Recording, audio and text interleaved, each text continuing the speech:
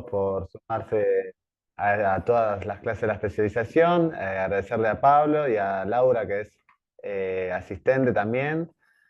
Antes de comenzar, quiero que sepan que a partir de hoy van a poder encontrar el TIF en el módulo 3 en la pestaña de evaluación en el campus y tienen tiempo hasta el 30/6 para entregarlo. Cualquier duda o consulta que tengan sobre este trabajo, la pueden consultar vía mail o WhatsApp, que lo vamos a estar dejando ahora en el chat constantemente, presten atención y ahí consultan sobre el TIF para no perder tiempo de la clase. Laura y yo seguro vamos a estar contestando toda la semana y hasta, bueno, el tiempo de la entrega. Sin más preámbulos, quiero darle la palabra a Pablo Pérez Paladino, que es el docente y a quien ya todos conocen. Pablo, todo tuyo. Ahí estamos. ¿Qué tal? Muy buenas tardes a todos y a todas. Última clase de la especialización. Llegamos, no con la lengua afuera, llegamos, me parece que bastante bien eh, predispuestos, bien armados, con muchos conocimientos. Me imagino que deben haber visto todos la clase grabada del lunes. Y ya estamos en el tramo final, no solamente la última clase, sino el tramo final de la presentación de los trabajos integradores finales, ¿sí?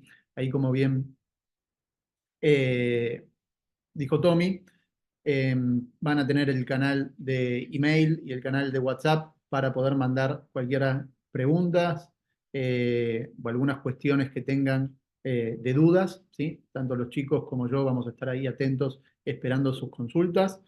El trabajo, nada, integrador es para darle el cierre a todo este proceso. Sé que a veces es un poco tedioso el último pasito, pero es importante como tanto para ustedes como para nosotros, ¿sí? Parte de la evaluación tiene que ver con poder bien eh, tener ese ida y vuelta con ustedes y darle por cerrado a esta especialización, que la verdad que fue súper interesante en el ida y vuelta. Em, Me parece que no queda ningún otro mensaje parroquial para pasar. Hoy es la última clase y siempre cerramos con un tema que la verdad que eh, interesa mucho, ¿sí? Es un tema que desde la comunicación política le prestamos mucha atención. No hay mucho desarrollado en términos teóricos, sí en mucho en términos prácticos. Siempre decimos que la comunicación de crisis en las campañas,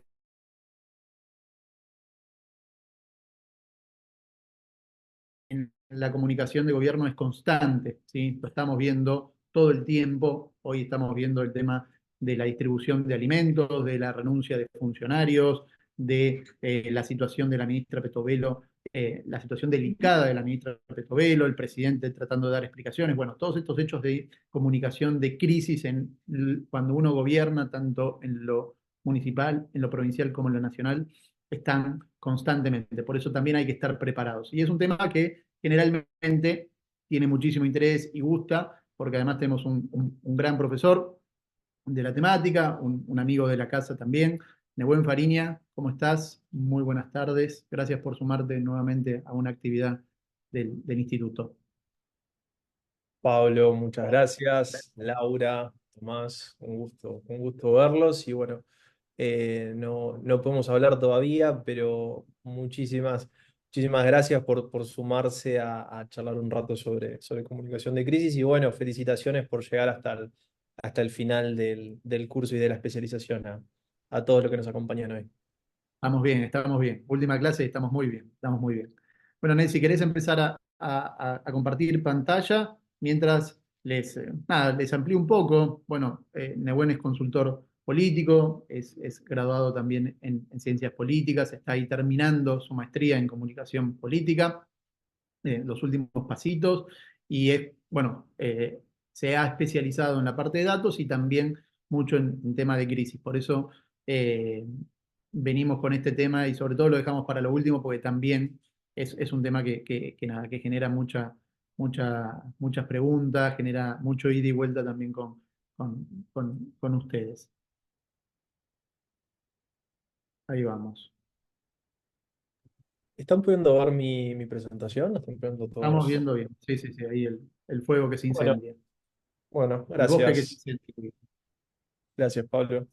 Bueno, un poco empiezo con algunas breves cosas que a mí siempre me gusta charlar cuando doy esta clase de crisis, ¿sí? A mí me gusta pelearme mucho con conceptos, con autores, con teorías, con posturas, así que sépanme perdonar si alguno lo interpelo de más. Es libre de expresarse vía los chats, pero digo, cuando charlamos sobre crisis hay algo que tenemos que desterrar y es la visión optimista de las crisis, ¿sí? Es decir, nadie quiere nunca estar en una crisis.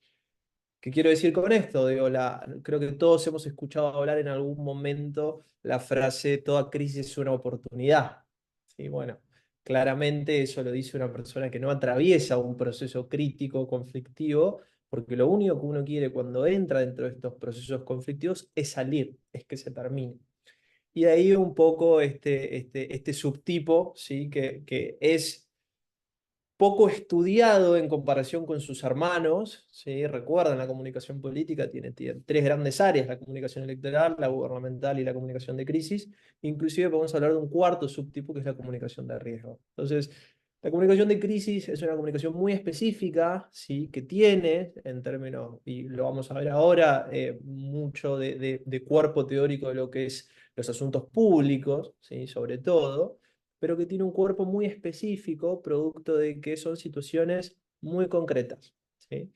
Lo que yo les voy a comentar ahora tiene un enfoque que se conoce como un enfoque situacional, esto es decir, ponemos énfasis en la coyuntura, no hay dos crisis que sean iguales, ¿sí? La coyuntura, el componente coyuntural de actores, de jugadores, de situaciones, ¿sí? Son eminentemente preponderantes a la hora de los análisis y las gestiones de las crisis. Entonces, lo primero y lo más fundamental es definir qué es una crisis. Y ahí es donde tenemos la primera y si no la gran cuestión con respecto a la gestión y la comunicación de crisis, que es cómo sé que estoy en una crisis. Y a partir de ahí es que empezamos, digo, piensen hoy situaciones como la del gobierno nacional, ¿sí? Situaciones como el reciente conflicto de Misiones. Cuando vivimos en conflicto es muy difícil saber qué es una crisis y qué no es una crisis, porque vivimos en la confrontación explícita permanente. Es decir, si yo, y este es un mantra de la comunicación de crisis, si yo subestimo todos mis escenarios de conflicto, muy probablemente una crisis me lleve puesta. Y si yo sobreestimo todos los escenarios de conflicto, probablemente sature a mi organización, probablemente sature a los gestores o a los decisores de mi organización y viva en una situación de estrés constante. Entonces, la etapa de definición de una crisis es entenderme yo, entender la excepcionalidad de esta situación, entender la vulnerabilidad de mi organización. Es uno de los conceptos centrales, ¿sí? Que nuevamente vuelvo a esto que les mencionaba, no es una oportunidad, no tiene componentes positivos. Ya vamos a ver qué encierra esa frase de una crisis es una oportunidad, pero lo primero es esto: es negativo, es feo, es malo, ¿sí? Es algo por lo cual no queremos pasar. A partir de allí, una definición teórica, que es la que tiene mayor consenso, ¿sí? Cuando hablamos de crisis, hablamos de una situación inesperada que altera nuestra normalidad, la de la organización, que pone en riesgo nuestra operación y representa una amenaza reputacional, ¿sí? Hay tres partes en esta definición. La primera, la alteración de la normalidad. Es decir, nuestras organizaciones hoy y nuestros trabajos, digo, cada uno de nosotros en nuestro quehacer cotidiano, desarrolla una tarea, se levanta, va al trabajo, va a clases, estudia, ¿sí? Es decir, una suerte de funciones cotidianas que entran dentro de lo esperable. Nuestros procesos psíquicos, ¿sí? Nuestro proceso de toma de decisiones está acostumbrado a que cuando uno se levanta, uno elige qué es lo que quiere desayunar, por ejemplo. Digo, son decisiones de todos los días. Una crisis necesariamente rompe esta normalidad, ¿sí? Es decir, rompe esta cotidianeidad. Si yo en mi organización, nuestro trabajo es vender seguros, ¿sí? Todos los días, y hay un caso de escándalo por unas pólizas que estaban mal cubiertas, ¿sí? y eso hace que muchos de los asegurados empiecen a cancelar las pólizas de mi empresa, haciendo que yo pueda quebrar, mi objetivo de ese día ya no va a ser más vender más pólizas, va a ser no quebrar. En el caso de emisiones, por ejemplo, si yo tengo a las principales fuerzas de seguridad acuarteladas con las principales industrias en paro, ¿sí? Con riesgo de la renuncia del gobernador, mi objetivo ya no va a ser tapar los baches de la ciudad de Posadas. Va a ser destrabar el conflicto docente y destrabar el conflicto con la policía. Es decir, hay un readecuamiento de objetivos, intereses y capacidades. ¿Sí? Y este es la definición central. Cuando se altera la normalidad, es decir, cuando hay excepcionalidad, se alteran los objetivos, los intereses y las capacidades. Y esto es muchas veces lo que a los gobiernos les cuesta mucho verse en vulnerabilidad. Es decir, aceptar esa excepcionalidad. Muchas veces con la negación explícita de las crisis. De hecho, el gobernador de Misiones, hace una semana más o menos, en la mitad del conflicto, tuitea una visita a una fábrica de celulosa, si mal no recuerdo, y sube una foto de él con otras 3 personas cerrando un convenio respecto a, creo que era algo así como madera sustentable y demás. Negando, digo, mostrándose de manera cotidiana en su agenda cotidiana de trabajo como si Misiones no estuviera en ese estado de excepcionalidad violento. Esa noche, esa misma noche, manifestantes llegaron a la puerta de la casa del gobernador exigiéndole la renuncia e intentando entrar al predio. ¿Sí? La negación de la excepcionalidad, que generalmente es regla en los gobiernos que tienen mala gestión de crisis, no solamente está contraindicada como recomendación, sino que muchas veces es producto de escalamiento de la crisis. ¿Sí? Y vean por qué esta etapa es muy importante. Porque es la que le dice al resto de la organización, pongamos un freno, reordenemos recursos materiales, humanos, decisionales, y empecemos a trabajar en pos de clausurar nuestra crisis. Y de ahí el principal objetivo de una gestión de crisis, la clausura de la situación conflictiva. Bien, segunda parte, pone en riesgo nuestra operación. Básicamente, tenemos riesgo, ¿sí?, de no sobrevivir. No sobrevivir en términos de organización. Hay veces que una crisis implica un riesgo de vida, naturalmente, pero muchas veces implica el riesgo de la organización. En este caso, se pone en crisis la subsistencia, en el caso de Misiones, del gobernador en la continuidad de su cargo. Entonces, esto es importante porque esta pequeña parte de la definición, es decir, entender que la subsistencia de la organización está en riesgo, es lo que generalmente nos diferencia de las situaciones conflictivas, que para las organizaciones públicas son cada vez más y más frecuentes, de las situaciones de crisis.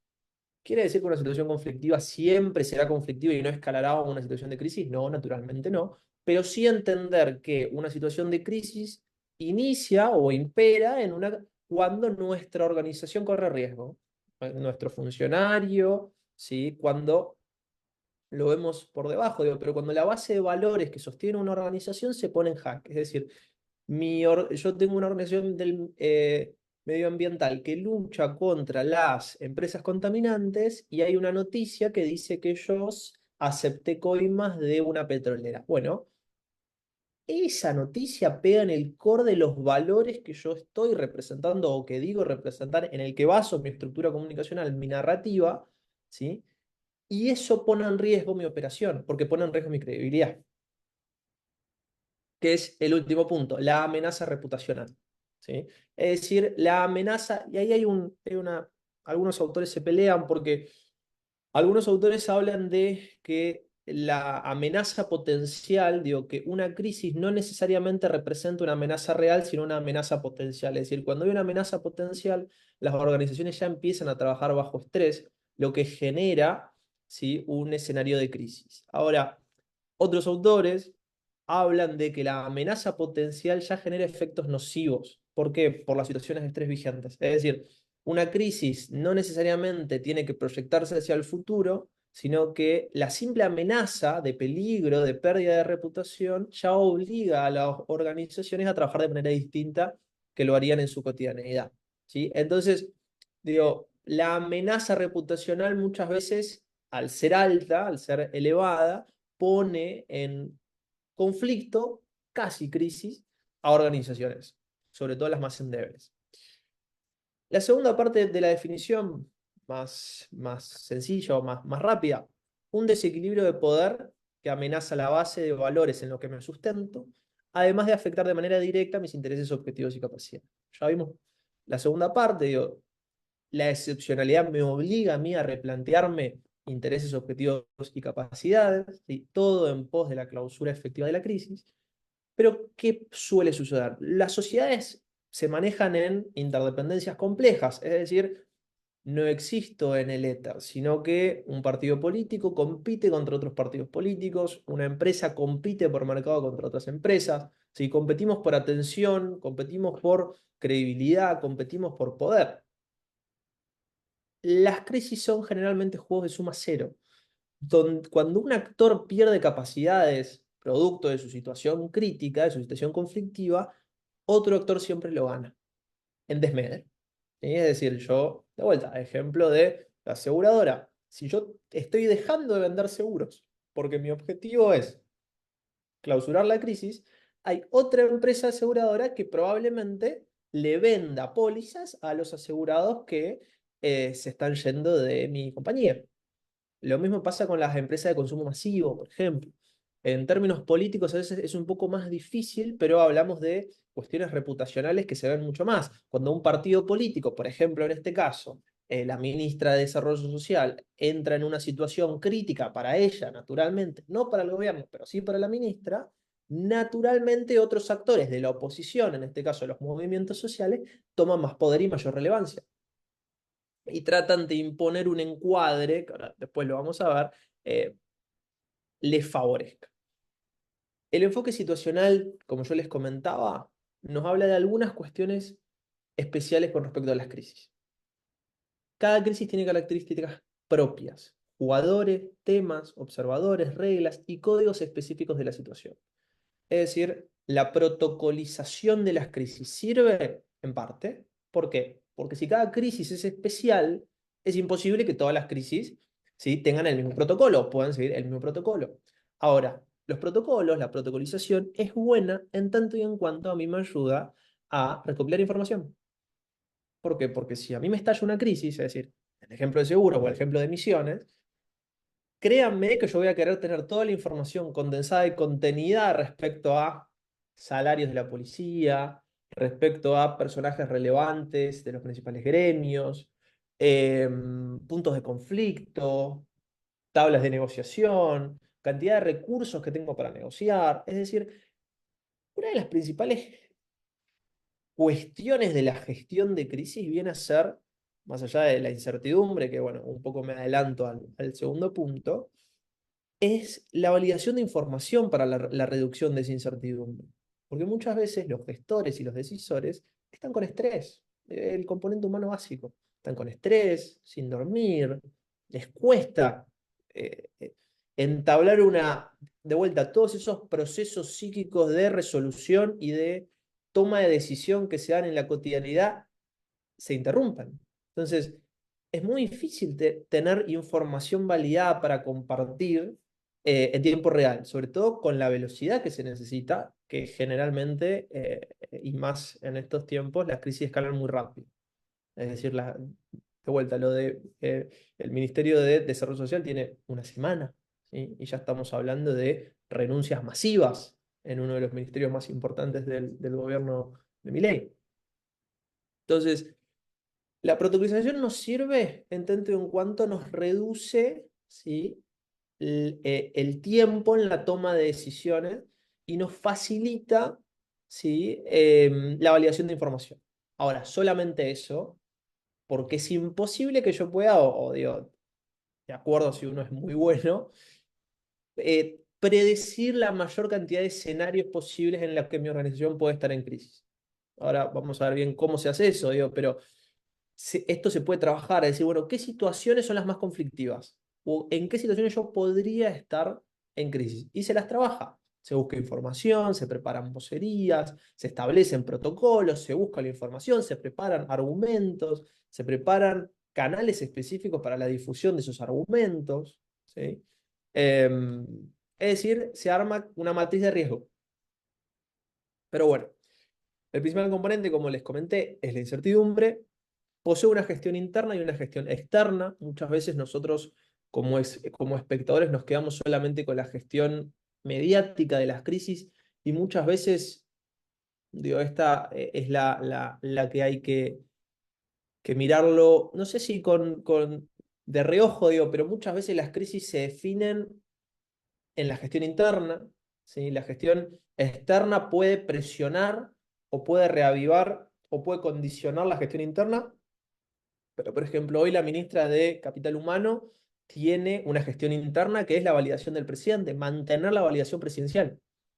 Esa es la gestión interna. Y la gestión externa, la mediática, la presión de los medios, la presión de los grupos sociales, por ejemplo, puede en cierta parte afectar esa estabilidad o ese apoyo, ¿sí? En tanto y en cuanto la atención del tema siga subiendo. Entonces, a mí me va a interesar Ir gestionar. torciendo, Sí, incluso ir torciendo un poco la decisión del presidente. exactamente, porque la estabilidad, ¿sí? De la relación, ya vamos a ver, pero del garante con la ministra, en tanto y en cuanto está supeditada a un millón de factores. Muchas veces la presión de la opinión pública. Entonces, la gestión externa, ¿sí? La mediática, importa en tanto y cuanto no afecte a la gestión interna. ¿Sí? Digo, no es una más importante que la otra, son las dos igualmente importantes. ¿Sí? Pero no todo es medios, que muchas veces pensamos, bueno, crisis, tengo que salir a comunicar, tengo que salir a imponer encuadres. No, no, muchas veces hay que sostener una validación presidencial en este caso, y después siempre, cuando logramos esa validación presidencial, que creo que fue hace 2 días, que Milei sube una foto con la ministra, empezar a trabajar en un encuadre alternativo. ¿Sí? Bien. En realidad también fue todo el día de ayer que el presidente se reunió con la ministra en Olivos casi todo el día y los medios de comunicación ayer a la noche estaban un poco dando eh, la noticia bueno, de esto, del apoyo del presidente y del nuevo reordenamiento de distribución de los alimentos. Digo, como que están tratando de a poquito tomando decisiones para salir de esta crisis de gestión, sobre todo, además de mediática. Generalmente hay una fórmula muy básica en la gestión de crisis que es pasado, presente, futuro. ¿Sí? El gobierno más o menos está gestionando con esa lógica. El pasado es entender qué pasó, que fue la versión de Adorni con respecto a que había yerba, que era un acopio de emergencia, etcétera. Es explicar la situación conflictiva que genera incertidumbre. El presente es qué acciones se están tomando hoy, que ahí es donde por ahí están fallando un poco, es qué acciones se están tomando hoy para garantizar los alimentos a todas las personas que lo necesitan, es decir, a todos los comedores hoy que estaban pidiendo alimentos vía judicial, que entiendo es parte de lo que está intentando el gobierno con las medidas de Sturzenegger. Y el futuro, que es lo que en teoría empezaríamos a ver en la comunicación presidencial y del ministerio en los próximos días, es qué va a hacer el ministerio para que esto no se vuelva a repetir. ¿Sí? Es decir, una fórmula bastante sencilla en términos comunicacionales, pero bastante efectiva. ¿Qué pasó con la situación? ¿Qué estoy haciendo ahora? ¿Y qué voy a hacer para que esto no se repita? ¿Sí? Estas tres partes se hacen para clausurar la incertidumbre en torno a un tema, que es no se entregaron los alimentos que deberían haberse entregado. ¿Sí? Pero bueno, ahora volvemos al ejemplo. Esto era un poco lo que les comentaba. Digo, muchas veces nosotros, como analistas, politólogos, sociólogos, dejamos de lado un factor que es el factor biológico con respecto a nuestras propias reacciones humanas a la hora de enfrentarnos a los procesos críticos. ¿Sí? Y digo, esto es sencillo, digo, yo tengo una esposa de 20 años tengo una hipoteca, tengo un trabajo. Si me deja mi esposa, pierdo mi trabajo y no puedo pagar mi hipoteca y me tengo que ir de mi casa, ¿sí? Todo mi proceso de toma de decisiones se va a ver trastocado, ¿sí? Y es imposible que ese trastocamiento no afecte mis percepciones y mi forma de relacionarme, mi forma de gestionar mi vida en los próximos días. Entonces, muchas veces nosotros pensamos en las organizaciones en crisis, en este caso pensamos en el Ministerio de Capital Humano en crisis, pero no pensamos muchas veces en los factores biológicos decisionales que afectan a los decisores, en este caso la ministra, en estos procesos. Nuevamente, los menciono pero porque son importantes.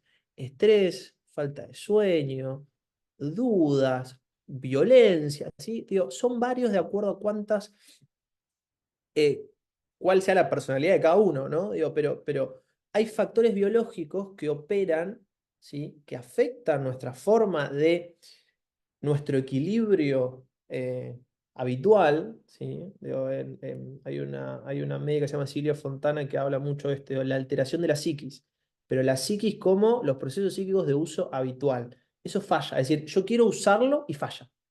Quiero pensar como pensaría un día cualquiera y falla.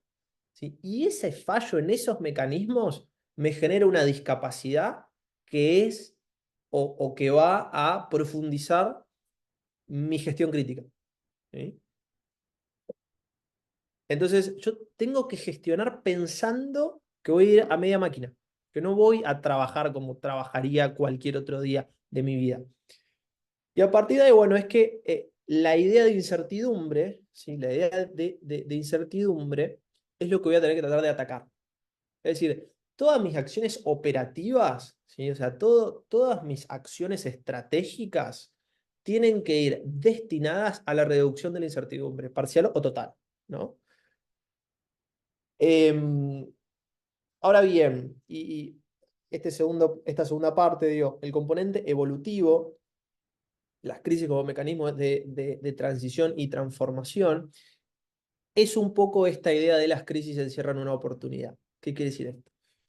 Ya vimos que las crisis son procesos de excepcionalidad, procesos conflictivos, que en una sociedad que tiene interdependencia, eso genera pérdidas de capacidades, discapacidades en algunos actores y estímulos o aumento de capacidades en otros actores. Bueno, básicamente es la alteración del status quo.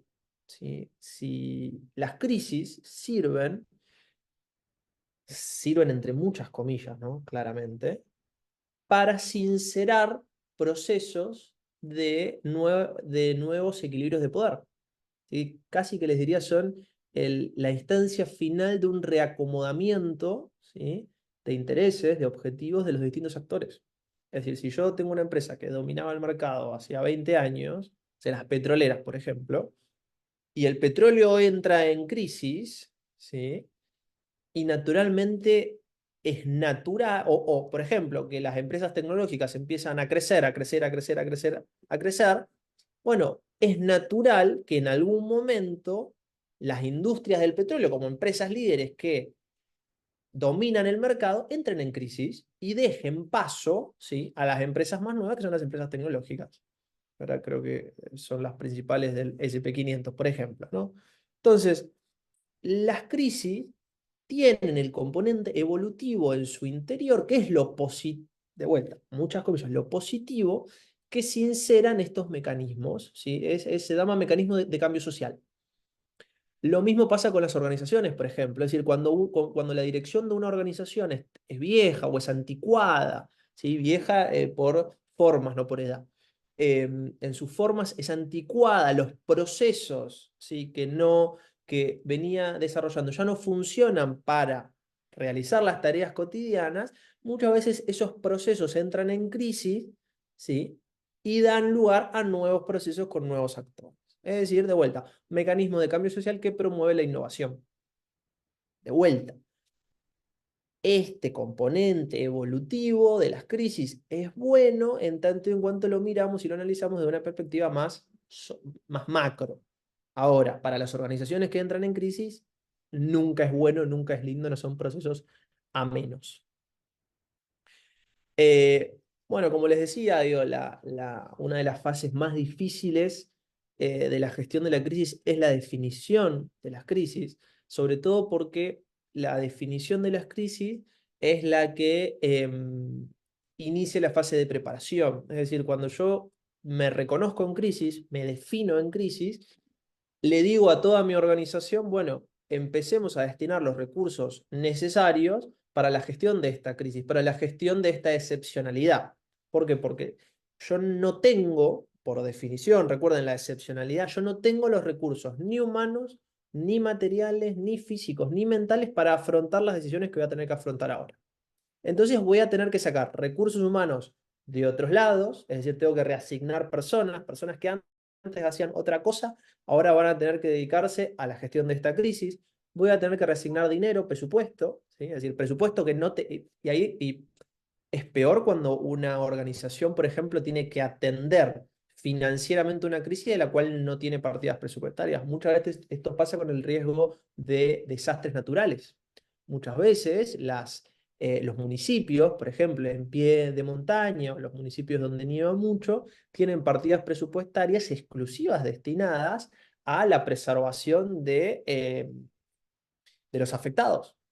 ¿Sí? ¿Por qué? Porque tienen una cultura de la crisis, una cultura del riesgo mucho más arraigada, porque ya pasaron muchas veces por una situación similar. Entonces, eso los entrena a la hora de reconocer cuándo, por ejemplo, va a nevar mucho y ya destinan presupuestos para decir, bueno, bolsas de comida, quitanieves, camiones, tractores destinados exclusivamente a las nevadas en X temporada. ¿Sí? Entonces, esa fase de preparación nos obliga a un cambio de actitudes en toda la organización, que muchas veces las organizaciones, sobre todo en lo público, no están preparadas por esta idea de que la cultura de la crisis todavía no es algo que esté muy arraigada. Pero sí lo que tenemos es el estiramiento conceptual de este término. Y esto es lo que de verdad complica esta fase de reconocimiento y preparación.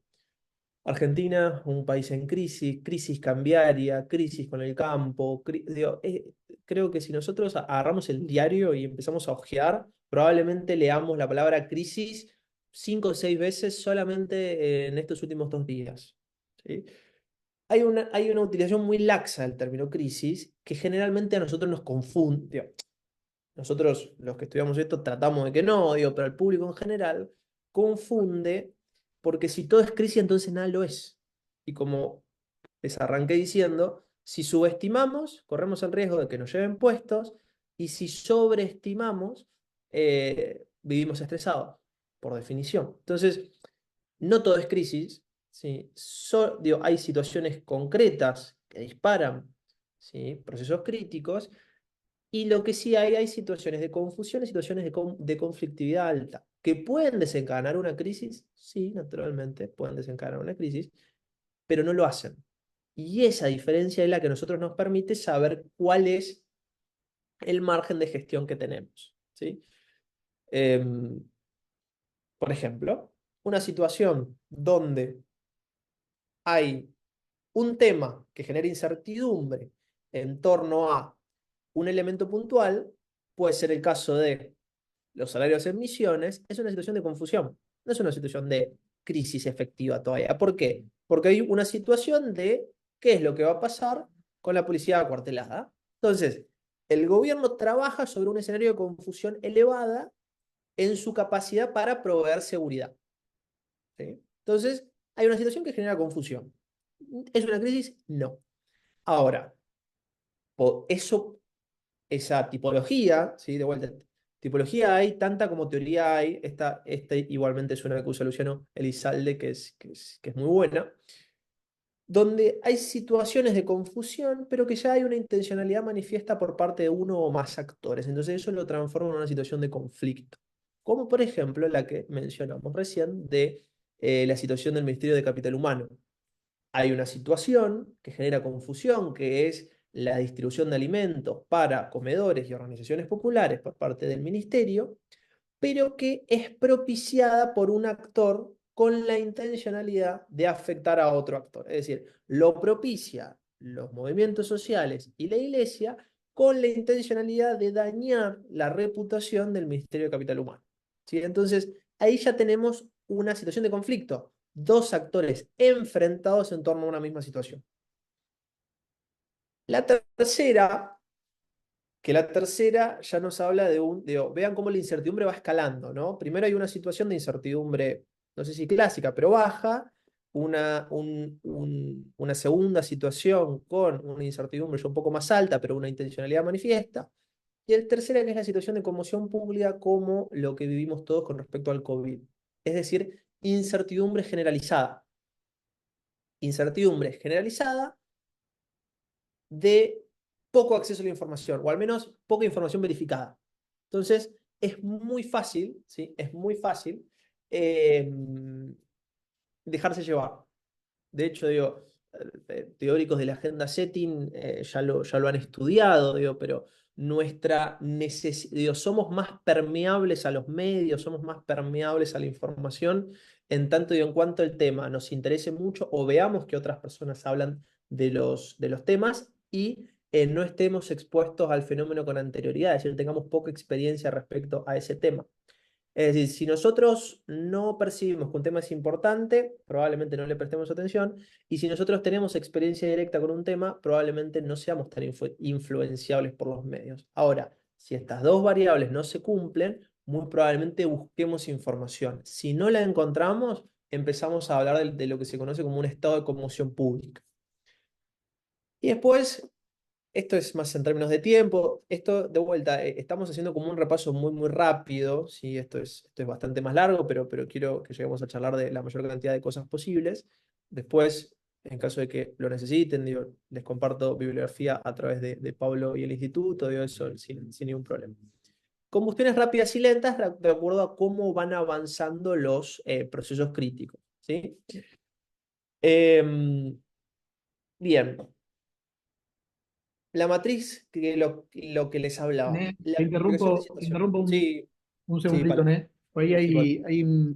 hay comentario sobre el estrés. ¿Querés explicar un poco más lo que significa cuando se estresa a una organización o cuando entra en un proceso de estrés? Eh, ¿Cuál es el significado puntual? Bien.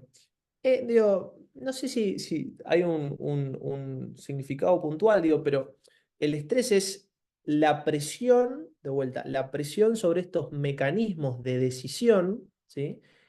Que yo opero en mi cotidianidad que fallan. Es decir, esto de yo poder levantarme, abrir la computadora, hablar con mi equipo y trabajar en la agenda de la próxima semana, se afecta. ¿Por qué? Porque tengo la presión y la carga de emotividad, por ejemplo, de algo que me interesa demasiado, o tengo la potencialidad de que mi organización ya no exista más. Entonces, eso me afecta de tal manera que no puedo desarrollar mis tareas diarias y necesito ayuda. Necesito ayuda o del equipo, o de información, o de externos. ¿Sí? Piénsenlo siempre en esta idea de la cotidianeidad. ¿Por qué? Porque cuando yo voy entendiendo las escalas, que es un poco esta filmina que les estoy mostrando ahora, voy entendiendo los matices en la definición de las crisis. Todas nuestras organizaciones, podría decirse, todo lo que nosotros hacemos, incluso como personas, ¿no? Podrían encuadrarse, ¿sí? En esta matriz, que es una matriz de riesgo, de clasificación situacional, en la cual yo, de acuerdo a distintas variables, digo, por ejemplo, esta matriz tiene las variables aquí, es decir, por ejemplo, la de relacionamiento político, cuánto esta situación puede afectar mi relación con actores políticos específicos, por ejemplo, actores que me interesan, mis garantes políticos, noticiabilidad, si esto lo conoce un medio, cuánto le podría llegar a interesar, es decir, el criterio de noticiabilidad de un tema. 3, la responsabilidad jurídica. Si esto se diera a conocer, si esta situación se diera a conocer, ¿podría ir preso? ¿Sí? ¿Cuán responsable soy? Y la cuarta, en términos reputacionales, si esta situación se da a conocer, ¿cuánto afectaría mi imagen pública? ¿Sí? Y a partir de ahí podemos empezar a hablar de 4 variables. El impacto es la gravedad de ese impacto y la variable situacional con estas clasificaciones que les comenté. Entonces, en el cuadrante C, es decir, situaciones de bajo impacto con 4 variables que a priori estarían medianamente controladas, son nuestras acciones cotidianas, es decir, acciones que no inciden en nuestro relacionamiento político, que no tienen una noticiabilidad alta, ¿sí? En las cuales entran dentro de nuestras misiones y funciones legales que a priori nos generan mayor interés. Las del cuadrante D y son eventos sorpresivos, es decir, situaciones que nosotros pensábamos que entraban dentro de nuestra matriz cotidiana, que de la noche a la mañana, por algo puntual, por una incertidumbre concreta, empiezan a generar mucho interés, ¿sí? Como por ejemplo el caso de el Ministerio de Capital Humano. En el cuadrante A son situaciones en las cuales hoy todavía el impacto no es alto, pero en caso de que podrían llegar a conocerse, el impacto sería altísimo. Es decir, podría afectar mis relaciones políticas, podría ir preso, es decir, tengo responsabilidad jurídica directa, los medios, si se llegan a enterar eso, me arman una tapa tremenda. Son los famosos carpetazos, ¿sí? En este cuadrante podemos ubicar a los carpetazos, digo, toda esa información extremadamente sensible que no queremos que nadie conozca. Y el cuadrante B son las crisis, es decir, situaciones que afectan mis relaciones, que tienen responsabilidad jurídica y que tienen un alto impacto. Lo importante de esta matriz es que es dinámica, ¿sí? No es que todo lo que arranca aquí queda aquí o todas las clasificaciones, sino que cuestiones diarias como la entrega de alimentos por parte del ministerio puede pasar al cuadrante D, ¿sí? A eventos sorpresivos que empiezan a generar un alto impacto que puede generar que pueden derivar en el cuadrante B, ¿sí? Que es situaciones de crisis donde tengo responsabilidad política, tengo responsabilidad jurídica, donde me piden la renuncia, etcétera, etcétera, etcétera. Entonces, la idea siempre es prepararse para lo que está aquí. Este es como el primer cuadrante de trabajo en un esquema clásico de comunicación de crisis.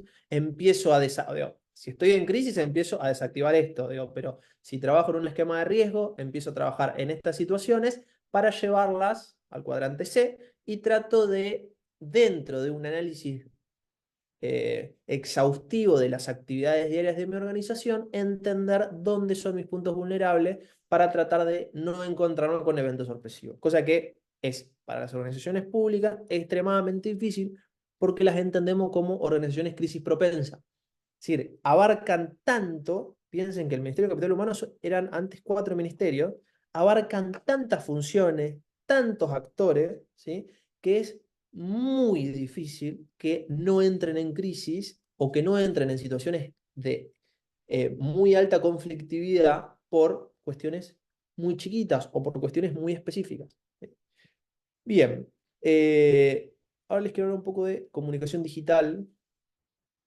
Pala, no sé si hay alguna duda o consulta, porque yo sigo y veo que el chat se arranca.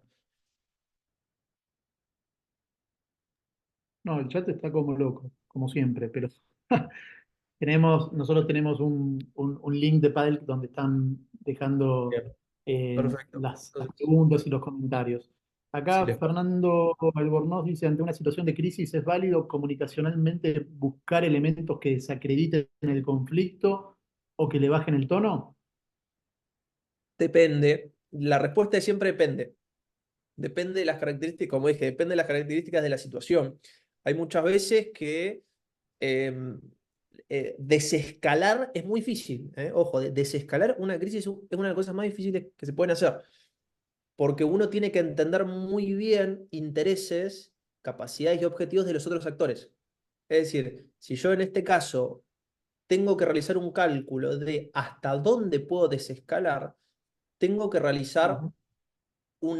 un análisis o una evaluación muy exhaustiva de qué es lo que está buscando, ¿sí? La persona involucrada en la crisis que pueda hacer que desescale el conflicto. Si no, si mi cálculo es cerrado, muy probablemente mi intento por desescalar la crisis, bajar el tono o incluso desacreditar a la contraparte, lo que puedo hacer es el efecto contrario, escalar aún más la crisis, como en el caso que les mencioné de Misiones. Por eso la coyuntura es tan importante, por eso el análisis coyuntural de las crisis es sumamente importante.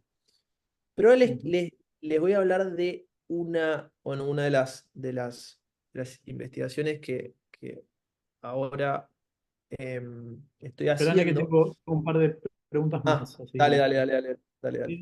Rosana dice, para cada situación que en el esquema de crisis está en el cuadrante C, ¿deberíamos tener un protocolo de crisis?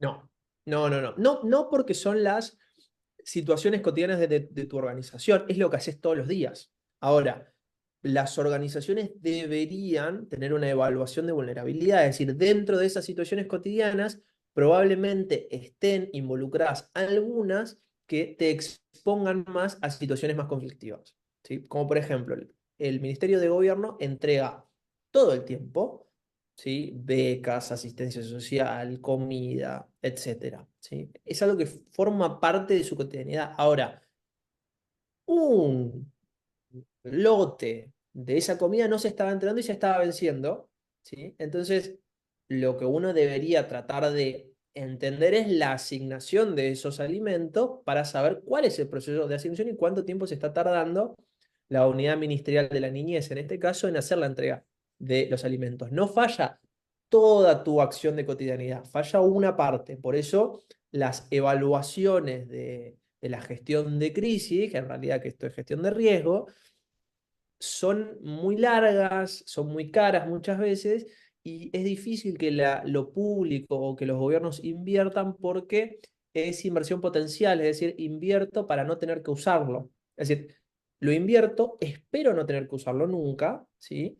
Em, pero no hay certeza, o sea, no es digo, bueno, invierto, o sea, 5 millones de dólares para hacer una investigación de análisis de riesgo de todas mis actividades dentro del ministerio, de los organismos, etcétera, etcétera, etcétera. Por ahí no lo uso nunca, porque nunca Ujú. entro en riesgo. Entonces, muchas veces a los gobiernos le cuesta esa cultura de la crisis. Las empresas no tanto, porque las empresas muchas veces, si entran en crisis, pueden quebrar por la venta de acciones. Entonces, hay mayor cultura del riesgo y de la crisis en el sector corporativo que en el sector público.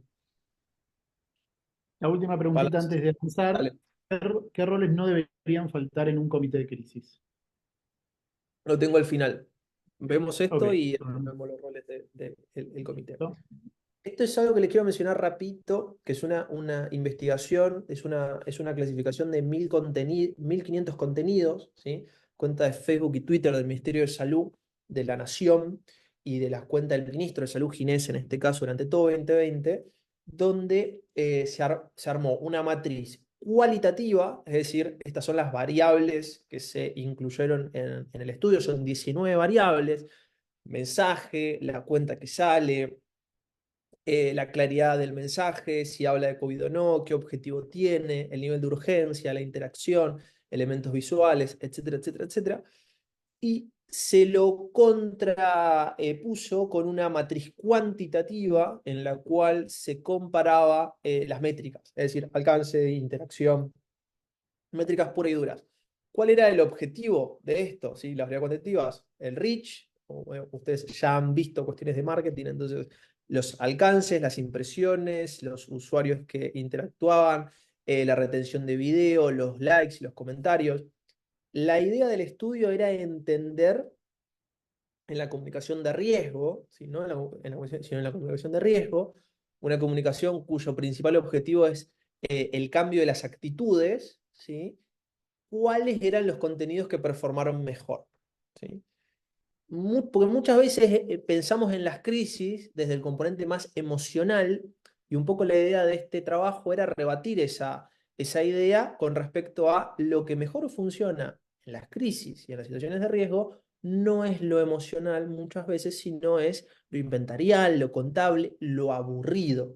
¿Sí? ¿Por qué? Porque lo que se busca es la información, es el fondo y no la forma.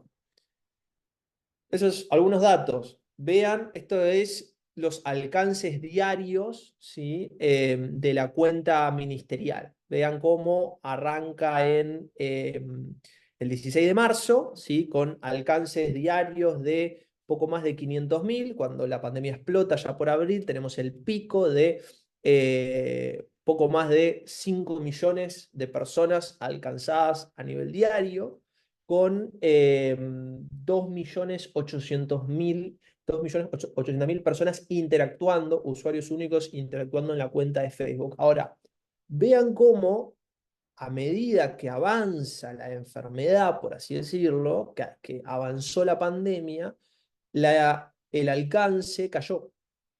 Tenemos el pico de 5 millones y de 2.800.056 personas interactuando en las semanas de abril, y empieza a caer, ¿sí? Sostenidamente hasta agosto, que fue la segunda ola, pero sostenidamente sí hasta diciembre.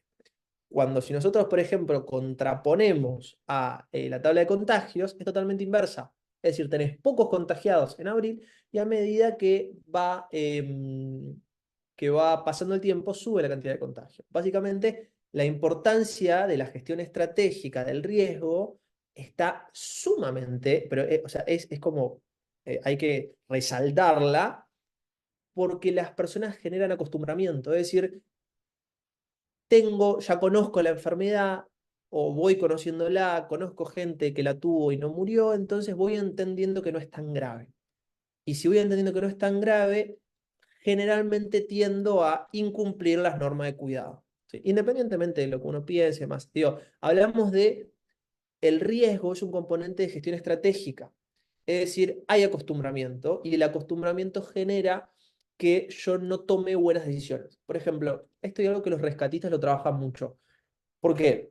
Los rescatistas todo el tiempo están salvando gente, ¿sí? Ahora bien, los rescatistas, por ejemplo, los bomberos, los que entran en las casas prendidas a fuego, ¿sí? Muchas veces tienen que tomar una decisión de vida o muerte. ¿Por qué? Porque si toman un mal cálculo, es decir, si yo entro a una casa prendida a fuego, de la cual después no puedo salir, voy a estar obligando a que otro bombero tenga que rescatar ya no a la persona que está adentro, sino a esa persona y a mí.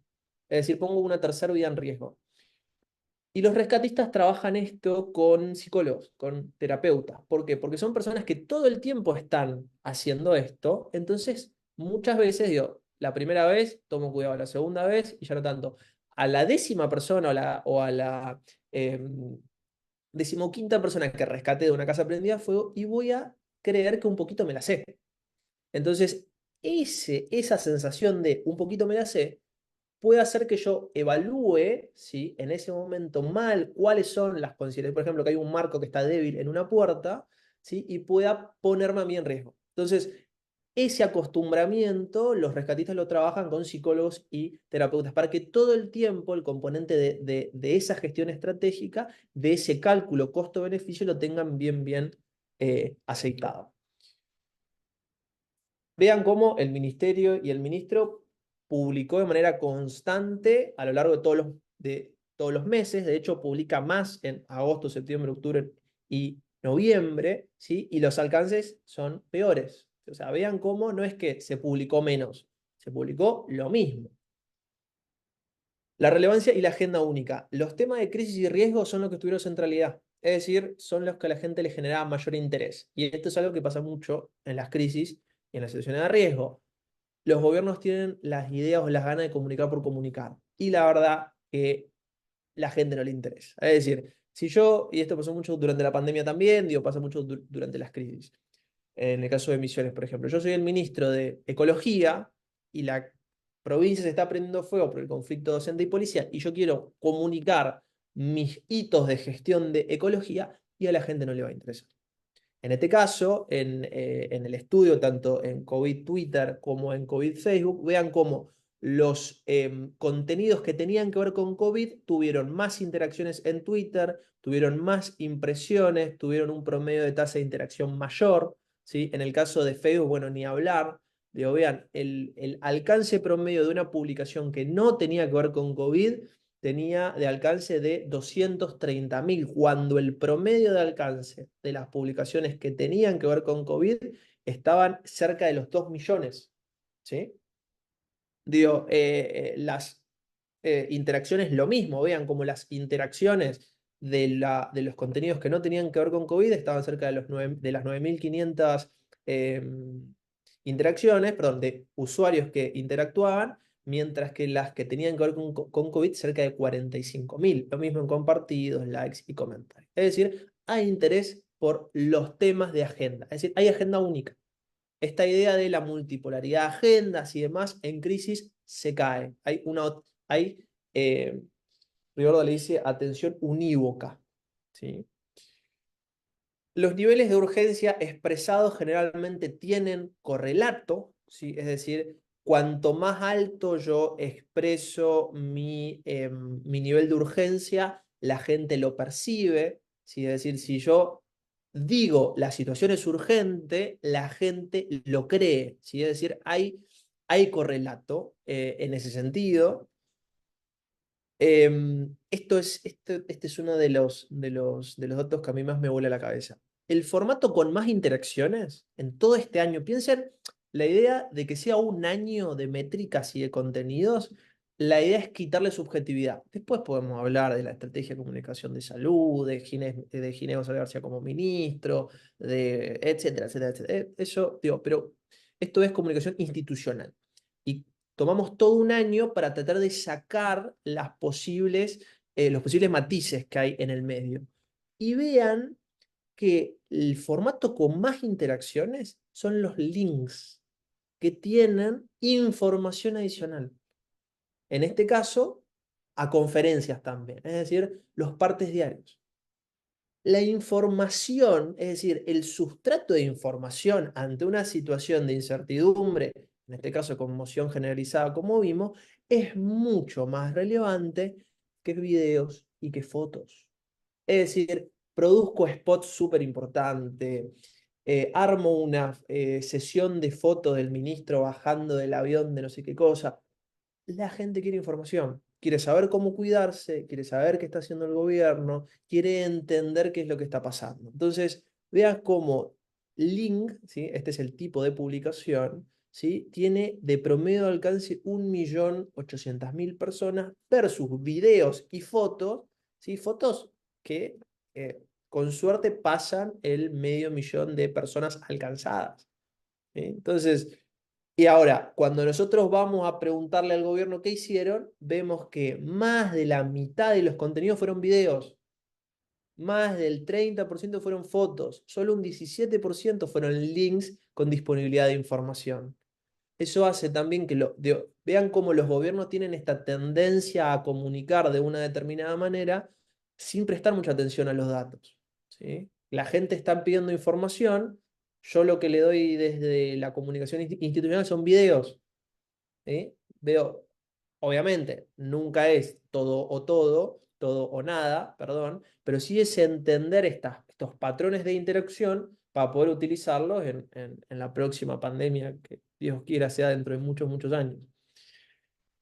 Tonos pedagógicos, ¿sí? Vean cómo el tono informativo concentra todos los contenidos, es decir, los gobiernos comunican en gerundio, y esto pasa mucho. Estoy haciendo, me estoy reuniendo. Esto es algo que se ve en todas las redes sociales, imagino que ya lo han charlado. Digo, pero básicamente hay una suerte de rendición de cuentas constante por parte del gobierno diciendo todo lo que constantemente estoy haciendo, ¿sí? Pero muchas veces en las situaciones de riesgo, la idea es hacer pedagogía, informar qué es lo que está pasando de vuelta, esta idea de pasado, presente, futuro, qué pasó, qué estoy haciendo ahora y qué voy a hacer las próximas semanas o cuál va a ser la situación las próximas semanas, los próximos meses, ¿sí? El contenido pedagógico, que es el que mejor rindió en todas las comunicaciones del gobierno, solo tuvo un 13%. El contenido imperativo, y ni hablar del contenido informativo, son los más altos. Eh, y ahora es donde esta es otra que me gusta, la personalización daña. Y esta es otra cosa que le cuesta mucho a los políticos darse cuenta, sobre todo muchas veces en las crisis.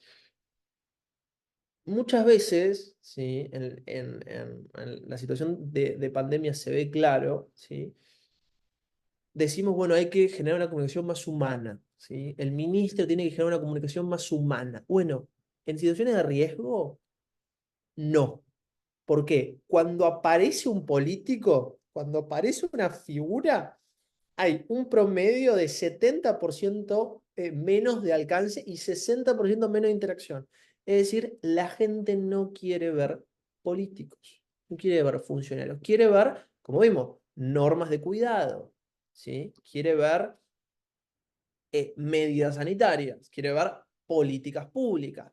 Vean esto, digo, cuando aparece el ministro, el promedio de alcance de las publicaciones es de 230.000 usuarios. Cuando no aparece el ministro, 1.500.000.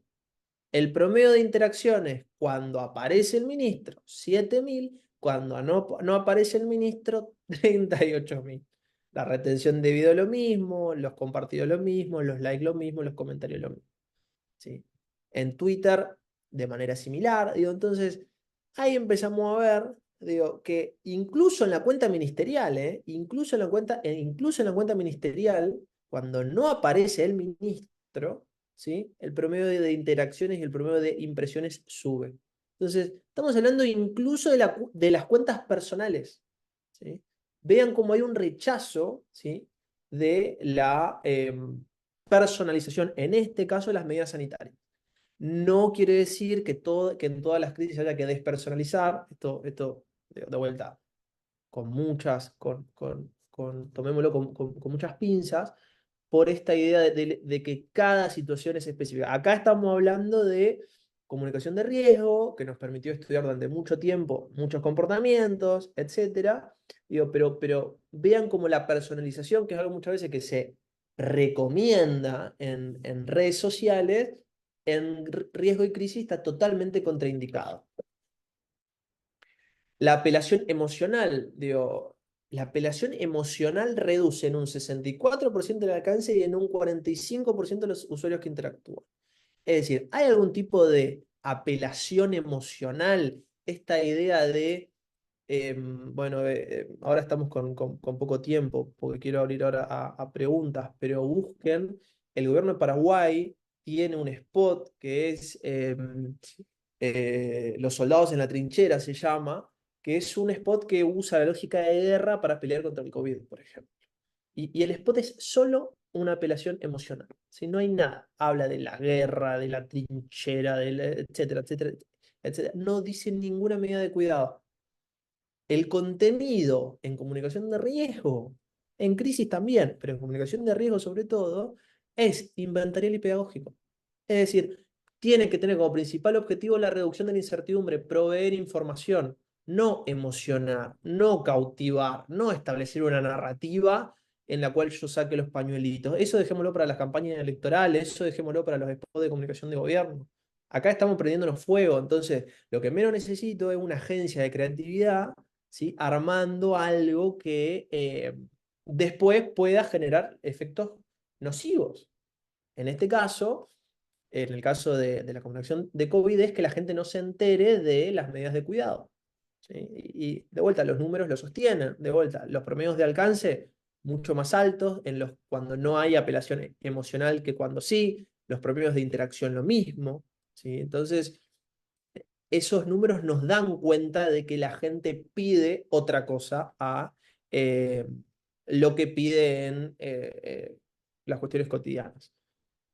El contenido propositivo no es aburrido, es decir, la política pública no es aburrida. ¿Sí? Es decir, cuando hay presencia de política pública, ¿sí? Suben las interacciones y suben las impresiones. Ahora, tiene que haber política pública del tema de agenda única. Entonces, vean, presencia de política pública, relevancia de COVID. Cuando hay presencia de política pública, pero no tiene que ver con el COVID, es decir, Ministerio de Ecología, hablando en el caso de conflicto de emisiones, los alcances son paupérrimos. Las interacciones son paupérrimas. ¿Sí? Ahora, cuando hay presencia de política pública y hablo de COVID, o sea, hablo del tema de agenda única, se dispara las interacciones. ¿Sí? También cuando hay presencia de COVID y cuando no hay política pública, también tengo interacciones muy altas, ¿sí? Pero cuando tengo presencia de política pública y cuando tengo presencia de COVID, dispara. Interacciones e impresiones, sobre todo. ¿Sí? Lo mismo en Twitter. Y vean cómo los gobiernos, ¿sí? les cuesta entender ese chip propositivo. Vean, solamente un 22% de los contenidos de los contenidos digitales tuvieron contenido propositivo, es decir, tuvieron contenido de política pública. Un 70% no. Es decir, en un 70% hubo ausencia de medidas. Después, bueno, después medimos otras cosas, digo, medimos la colaboración intergubernamental, es decir, cuando se trabaja de manera pedagógica y se mencionan otras cuentas ministeriales, generalmente las interacciones suben. Ahora, cuando tratamos de difundir información y diagramar cuadros de acción o recomendaciones, es mejor hacerlo solos, o sea, no sirve tanto. Ahora, cuando tratamos de explicar los escenarios, ahí sí conviene hacer, no sé, llamar a expertos, digo, pero cuando tenemos que dar información es mejor hacerlo solos. Los contenidos imperativos, en este caso como el cuídate, no salgas de tu casa, usa barbijo, funcionan mejor cuando no hay cooperación, y los pedagógicos funcionan mucho mejor cuando sí hay cooperación. Es decir, cuando explicamos algo es mejor explicarlo entre muchas personas. Es decir, casi que tomamos prestada la credibilidad de muchos actores, ¿sí? Bueno, esto es un poco lo mismo. Y explicar el futuro. Los contenidos dedicados a brindar información respecto a posibles escenarios performan un 40% mejor que los que no. ¿Sí? ¿Por qué? Porque la idea es entender qué es lo que está pasando.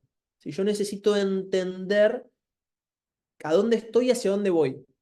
Y el que gestiona la crisis debería tratar de explicarme a dónde estoy y hacia dónde voy. Casi le diría es como navegar en la tormenta. Es decir, yo estoy en un barco que está navegando en la tormenta, y si ustedes estuvieron en alta mar de noche, ven que no se ve nada. Entonces, básicamente lo que necesito decirle a las personas es: vamos a ir para allá y no vamos a chocar, no hay una piedra ahí, sino que te voy a estacionar, voy a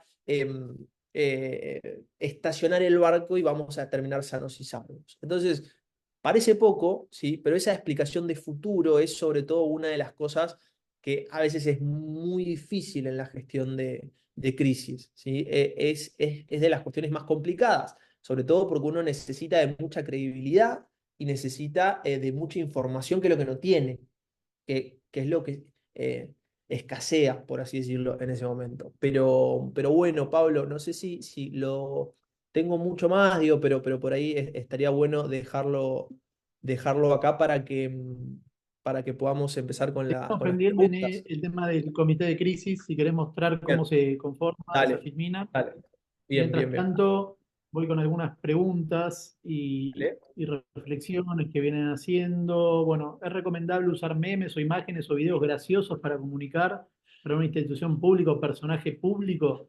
Las imágenes graciosas tienen mayor alcance. Entiendo que lo dice en el contexto de una crisis. Digo, me adelanto a poner el ejemplo de cuando el Ministerio de Salud salió con Con un el payaso. payaso a comunicar el parte diario que hacían. No me acuerdo qué se conmemoraba Día del niño. en ese momento. ¿Eh? Día del niño. El Día del Niño, claro. Y salieron con un payaso a tratar de poner ciertos paños. eh, Nada, me parece que ahí hubo un error, no me parece, hubo un error muy grande. Eh, Generalmente, como decía Nehuen, es ir hacia una comunicación muy tranquila, digo, de manera muy solemne, ¿no? Mayor Son, cantidad de datos, mejor. son Incluso también, siempre. mientras vos hacías la exposición, me acordaba del caso de, de cómo en un momento Alberto pasó del discurso a dar una conferencia de prensa o un discurso, valga la redundancia, con una pantalla de fondo. Y me acuerdo que la pantalla estaba bien. El tema era que cada vez que mostraba algún dato lo comparaba con otro país o con otra región. Y posterior a la conferencia de prensa lo, lo, lo, lo criticaban y sobre todo ponían en duda sus cifras por estas comparaciones con los otros países, con lo cual se armaba otro lío más. Bueno, ahí estoy viendo el chat que hacen una gran pregunta. De hecho, está en el intercambio con otras personas con las que se dedican a la investigación durante mucho tiempo, nos lo preguntábamos mucho. Es decir, bueno, ¿cómo le sacamos el componente personalista con la figura de Ginés de todo esto? No se puede, digo, es muy difícil, por eso es un estudio de caso. Ahora lo estamos empezando a hacer para Perú, para el Ministerio de Salud de Perú, entonces ahí capaz vamos a tener más casos para ver si estas reglas se siguen repitiendo, pero es difícil despersonalizarlo absolutamente. Por eso es que tratamos de generar la mayor cantidad de variables cualitativas en el medio.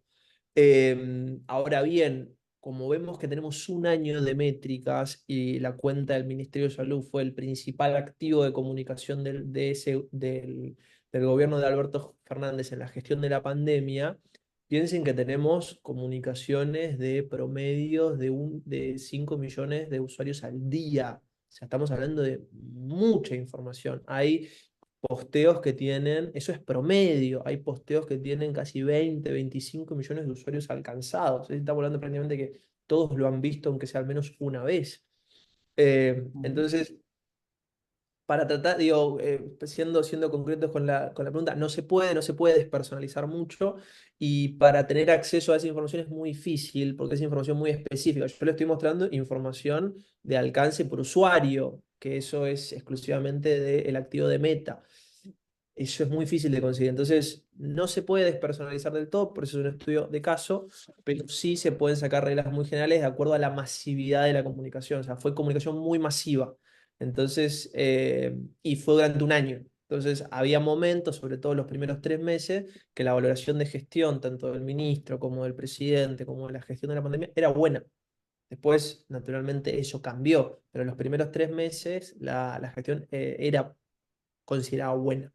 Entonces ahí con eso también podemos usarlo para tratar de salir por ahí de este sesgo, ¿sí? Pero bueno, es natural en todos los estudios de caso. Este es un poco lo que les comentaba del comité. Tracen acá una línea, ¿sí? Esta es la gestión interna, esta es la gestión externa. Hay un jefe de comité, que es generalmente la persona de mayor confianza dentro de la organización, que es el que coordina todas las funciones. ¿Sí? Un vocero interno, muchas veces ubicado dentro del área de recursos humanos, que es el que tiene que, de acuerdo a los valores de la organización, tener canales de comunicación activos con, por ejemplo, en este caso, en este momento en el ministerio, con el resto de los directores, subsecretarios, todas las personas que están dentro del ministerio, para contarles qué es lo que está pasando y qué es lo que están haciendo. ¿Sí? En el caso de recursos humanos o de las organizaciones que cotizan en bolsa, con los famosos stakeholders, es decir, tratar de entablar comunicaciones rápido para tratar de apaciguar las aguas, etcétera. Y la relación con la prensa, que muchas veces es esa gestión tras bambalinas que involucra pauta, espacios en medios, el pautado de entrevistas, es decir, todo lo que tiene que ver con entender qué es lo que los medios tienen y qué es lo que se va a sacar en ese trato del famoso off. La asesor- la asesoría legal es sumamente importante, ¿sí? Y vean cómo tiene una parte interna y una parte externa. La parte interna, porque están todas las auditorías, toda la información legal, ¿sí? O del departamento legal que hay que ir a buscar, que muchas veces no toda es pública, ¿sí? O estudios de matrices de riesgo que podamos hacer en términos de exposición o de responsabilidad jurídica, etcétera. Y todo lo que tiene que ver con la sugestión externa, que es el caso de que haya un juicio. ¿Sí? En el caso de que haya un juicio mediático, bueno, la asesoría legal toma parte con otros actores, ¿sí? Y ahí es donde empezamos a ver que tiene mucha relevancia el vocero político, ¿sí? En este caso la persona que está hablando por la crisis. Vemos que en el caso del Ministerio de Capital Humano todavía esto no está muy claro. Al principio fue Adorni, pero medio que tampoco lo fue. Entonces vemos que todavía no hay una vocería política autorizada por Y no parte hubo del conferencia de Ministerio. prensa, ¿no, Ne? No hay una vocería todavía que busque canalizar esto, por eso es que le está siendo tan difícil contener la escalada de los medios. Todavía no se perciben en crisis, es verdad, Sí. digo, entonces lo están tratando como una situación de conflicto más. Un vocero técnico, el vocero técnico es algo que no lo vimos, porque no vimos todo el esquema general, pero es lo que se conoce como respaldos. Los respaldos son personas que son casi que le diría especialistas técnicos en el área de confusión o de incertidumbre. En este caso, el Ministerio de Capital Humano podría llamar a una organización que se dedica a trabajar en barrios populares, por ejemplo, una organización social de uno de los comedores, ¿sí? Y valida el mecanismo que está puesto en duda. En este caso, da argumentos al jugador puesto en crisis que fortalezcan su encuadre de la situación. Pero viene de la mano de la especificidad, es decir, es un actor que tiene una experiencia comprobada en el campo del cual se está hablando, ¿sí? En este caso, de vuelta, es eso. Si vamos al caso del ejemplo del medio ambiente que les comenté, soy empresa medioambiental y me acusan de coimas con petroleras, bueno, tengo que llamar a un especialista, a un biólogo marino, supónganse, o a un ingeniero ambiental que con mucha experiencia abone mi teoría de que yo soy limpio y que vengo trabajando hace mucho tiempo en pos de cuidar al planeta Tierra. ¿Sí? Es decir, busco esa vocería técnica que me dé argumentos para que mi encuadre se sostenga. Eso lo vemos bien. Estos son los videos que les dije. En este, si le quieren sacar un screenshot, acá está un poco todo lo que hemos charlado, ¿sí? La relación entre el garante y el jugador, el respaldo, que es esta vocería técnica, los argumentos dentro de la conversación pública, los códigos y el lenguaje que engloban a toda la situación, ¿sí? Y que un poco condensan todas estas características de las cuales estamos hablando, que para cada una de las crisis son distintas. Y la interdependencia respecto a otros jugadores que también pueden tener otros respaldos que pueden convivir en la esfera profesional y los otros jugadores que también tienen garantes específicos y también hay una relación de estabilidad que los jugadores que no están en crisis tienen que mantener, ¿sí? Entonces muchas veces el jugador puesto en crisis, en este caso el jugador uno, si quiere desescalar una crisis o si quiere evadir el conflicto, muchas veces también tiene que tratar de entender qué es lo que está pasando acá, es decir, cuáles son los intereses de los otros jugadores, en este caso de los grupos sociales, ¿sí? De los comedores populares, entender cuál es esa relación, qué es lo que están buscando, tocar donde les duele, por así decirlo, para tratar de desescalar el conflicto, ¿sí? Pero bueno, es un poco algo que ya nos quedará para otra oportunidad. Ahora estaría bueno estos últimos 10 minutos contestar preguntas, entiendo que hay varias. Te decía Nel recién que Adorni hoy no dio conferencia de prensa, ¿no? Creo que no, no lo vi, tuve con unas cositas, pero la última fue hace 2 días, más o menos, 2, 3 días. Sí, debe haber sido el viernes pasado, porque, bueno, eso también es una definición, ¿sí? Que el gobierno no, como decía recién Nehuen, de las vocerías, de quién lleva adelante los temas. Obviamente que el presidente ayer con un tuit eh, tomó un poco el tema, ¿sí? A última hora sacó un comunicado a través de redes sociales, pero a su tono, a su manera, eh, como marcando la cancha y obviamente confirmando la continuidad de la ministra. Pero bueno, digo, es en este tipo de situaciones, digo, el desarrollo es minuto a minuto y hay que ver cómo se sigue sosteniendo el tema. Hubo renuncia de otros funcionarios, hay que ver cómo prosperan las diferentes causas que están alrededor de este tema de los alimentos. Em, Acá también otra pregunta, en algunas oportunidades se puede considerar como crisis algo que no es inesperado o sorpresivo, sino que surge por una falta de planificación. Sí, naturalmente. Hay Ujú. incluso, las crisis tienen algo que se llaman digamos, los cierres. Hablábamos de las distintas dimensiones de las crisis. Las crisis tienen una dimensión más política y una dimensión mediática. Por ejemplo, si la dimensión mediática se cierra, pero la dimensión política o judicial no, es decir, por ejemplo, imaginemos que ahora la atención de los medios se desvía porque sucede otra cosa y le dejamos de dar importancia al tema de capital humano, ¿sí? Pero la crisis política no se cerró, es decir, hay incertidumbre todavía por parte de los grupos sociales respecto a la distribución de alimentos. cualquier otro evento que genere novedad y que tenga criterios de noticiabilidad va a reavivar la crisis, ¿sí? Y esa es una crisis que se llama de sombra larga, son crisis latentes. Es decir, son crisis que, no que tienen una o más de sus dimensiones abiertas, ¿sí? No tienen todas las dimensiones cerradas y eso puede hacer que se reavive la crisis, como puede ser, por ejemplo, el caso, no sé, de si la mediatización se cierra, lo político se cierra, es decir, los grupos sociales entienden que se va a proceder con la distribución de alimentos, pero si hay una causa judicial que después genera condena, va a volver a ser noticia y puede volver a reabrir el proceso crítico. Entonces, no muchas veces son eventos sorpresivos e inesperados, sino que muchas veces son procesos de sombra larga que naturalmente están allí. Otro factor que influye mucho es la capacidad de influencia, es decir, cuanta más influencia tengo yo para controlar la crisis, mejor. Ahora, si mañana nos levantamos y hay un meteorito que se viene acercando hacia la Tierra, nuestra capacidad de influencia es prácticamente nula. Entonces, entramos en esa es la que se conoce como crisis fundamentales. Las crisis fundamentales son crisis donde nuestra capacidad de acción es nula. Entonces, es el famoso brace yourself, agárrense porque lo vamos a chocar.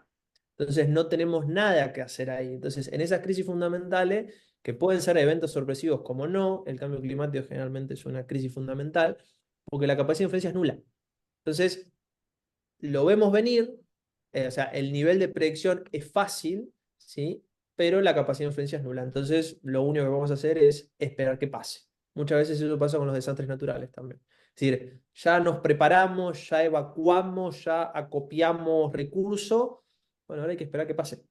Entonces, no hay ningún otro margen de acción, ninguna otra cosa que yo pueda hacer. Sé que va a venir, entonces hay que esperarlo. Bien, bueno, la última pregunta, y también es una reflexión que me parece está bueno como para terminar, dice, la pregunta de Carola viene sobre tu análisis, investigación de la pandemia y de la relación con Ginés. Dice, habría un hartazgo de la sociedad respecto a la figura de los políticos.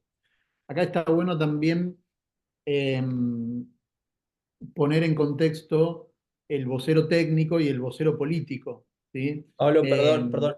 Nos dicen que Adorni hoy sí tuvo una conferencia de prensa. sí, sí, sí, ahí lo leí, pero al parecer no Ah, debe haber hablado sobre el tema no, porque no, no, los dijo lo medios mismo. no están, Sí, sí. los medios no lo registran.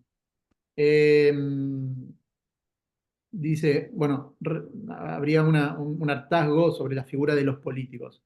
Eh, Generalmente, ahora me viene a la mente dos grandes temas. Uno es la pandemia, que la viceministra tomó un rol muy importante, que ahora no me acuerdo el nombre de la viceministra, Carla Bisotti, gracias Tommy. Carla Bisotti, desde un lado más técnico, tomó la posta para darle un poco de aire a la figura de Ginés, que venía bastante golpeada, y también el caso de Lara San Juan, que el vocero de la misma institución, de la Armada Argentina, tomó el rol de vocero en esa crisis o en ese acontecimiento. Ahí generalmente con las vocerías la regla es a mayor escándalo, mayor jerarquía necesaria. Es decir, mayor grandilocuencia es necesaria una respuesta más grande. Por ejemplo, la propuesta del gobierno fue clausurar la crisis con la renuncia del secretario de Niñez. Ahora, pero vemos que se han quedado cortos, porque la crisis hoy involucra sobre todo a la ministra. Entonces vean cómo son como distintas instancias de renuncia. Primero puede ser un subsecretario o un director nacional, después un secretario, después ya es el ministro, y si seguimos más escalando, la crisis puede, de vuelta, crisis para el presidente sería muy difícil, pero sí puede llegar a impactar la imagen del presidente. Entonces, de vuelta, a mayor escándalo, mayor jerarquía, sobre todo en la posibilidad de renuncias, pero también en las vocerías. Es decir, hoy no admitiríamos que salga un secretario o un subsecretario a hablar sobre la crisis. Hoy ya se está pidiendo que la ministra hable de la crisis. Y vean cómo incluso los argumentos que esboza Adorni son inefectivos. Primero porque no dijo nada nuevo, no provee información nueva, Y segundo, porque todavía no tenemos una versión que genere credibilidad de lo que está pasando en amplios sectores de la población. De vuelta, matriz de conflicto, todavía no podemos pensar que el gobierno está en la crisis de los alimentos, eso no existe. A lo sumo, si alguien está en crisis, es la ministra, pero solo la ministra, ¿sí? Y lo que se está pidiendo es una respuesta en torno a la situación que clausura el tema. Hasta que eso no suceda, y muy probablemente las dudas en torno a la continuidad de la ministra continúen. Bueno, ahora sí, llegamos al final. Bueno, gracias a las casi 300 personas que hubo conectadas y que llegaron al final después de 9 clases. La verdad que nada, que es un muy lindo recorrido. Ya es el cuarto año consecutivo que venimos haciendo esta especialización en el instituto. La verdad que es un espacio que siempre nos ha dado la libertad de poder expresarnos, de poder desarrollar los temas que nos gustan, que nos apasionan, de poder invitar a diferentes especialistas que enriquezcan a esta especialización, no solamente la especialización de comunicación política, sino las otras especializaciones que la verdad también han tenido muchísimo éxito y muy buena repercusión.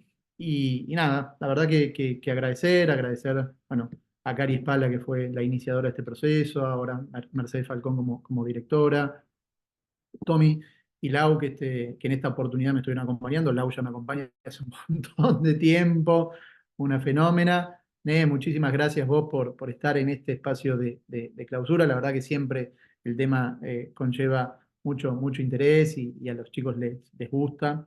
¿Querés algo para cerrar, algo para decir?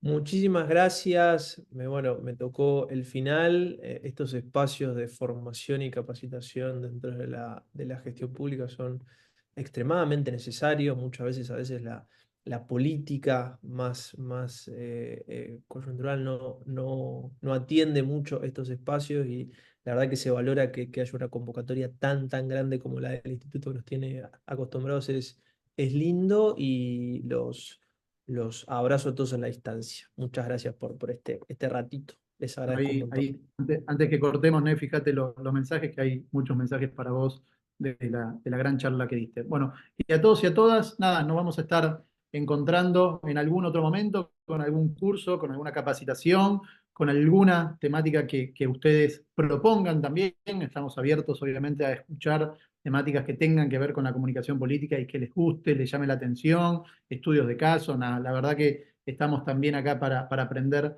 a través de ustedes. Les mando un fuerte abrazo. Espero que todos cumplan con el trabajo final, ¿sí? Es el último pasito para cerrar este proceso.